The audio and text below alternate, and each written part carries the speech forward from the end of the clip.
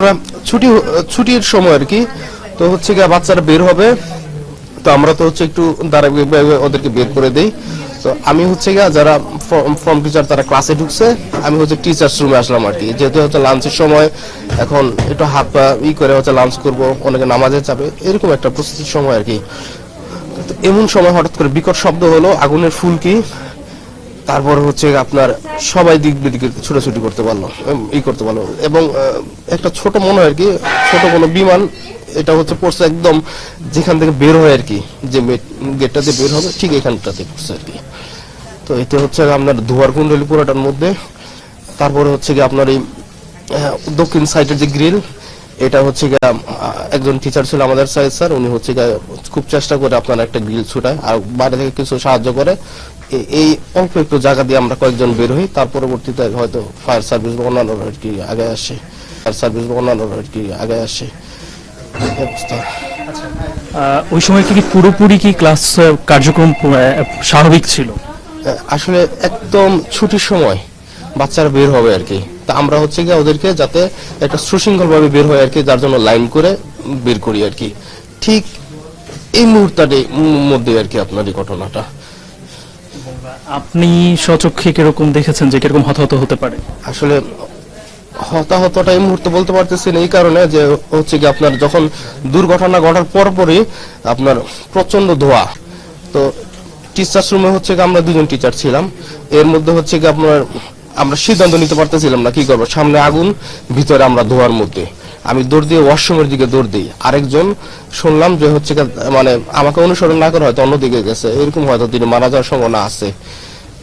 তবে হতাহত হবে, অনেকেই হবে। মানে আপনি বলতে চাচ্ছেন যে পুরোপুরি যখন একদম ছুটি হওয়ার মুহূর্ত ছিল, স্টুডেন্টরা অপেক্ষা করছে, জি জি, বাচ্চারা বের হবে আর কি, ঠিক ওই মুহূর্তটা ছুটির সময়। এবং কোনো ধরনের আপনারা তো মানে এটা তো হওয়ার কথা না, আভাস আপনার পাওয়ার তো কোনো কথাই না, মানে একেবারে পুরো এতটাই আকস্মিক যে মানে আমরা কিছু উঠার আগে দেখলাম যে হচ্ছে আগুন, সামনেতে কিছু দেখতে পারি না, আগুন আর তার আগুন, তারপর ধোয়া, এতটুকুই। আপনার এখন শারীরিক কি বলছে, ডাক্তাররা কি বলছে? আমার হচ্ছে দু হাত আর হচ্ছে একটু শ্বাসকষ্ট আছে, আর মুখ কান এগুলো পুড়ে গেছে। তো আমি হচ্ছে আপনার ওয়াশরুমে গিয়ে হচ্ছে কাপড়টা আর কি ভিজে হচ্ছে নাকে ধরছিলাম আর কি। আর যারা যেসব বাচ্চারা আপনার দৌড়ে আমার কাছে আসতে পারছে ওদেরকে পরামর্শ দিয়েছি যাতে হচ্ছে শার্ট, অনেকের শার্ট পুড়ে গেছে, এগুলো হচ্ছে মানে শার্ট বা গেঞ্জি যাই আছে হচ্ছে ভিজে নাকে ধরে, কারণ শ্বাসকষ্ট মারা যাওয়ার সম্ভাবনা বেশি থাকে আর কি। আমি ভালো আছি, কিন্তু যারা ভিতরে আর কি ধোয়ার মধ্যে পড়ে গেছে তাদের একটু সমস্যা হচ্ছে। আপনি এখন পর্যন্ত কোনো খবর পেয়েছেন যে আপনার খুব মানে পরিচিত স্টুডেন্ট কিংবা কোনো টিচার কোনো গুরুতর অবস্থায়, খুব বাজে অবস্থায় আছেন, এরকম কোনো খবর পেয়েছেন আপনি?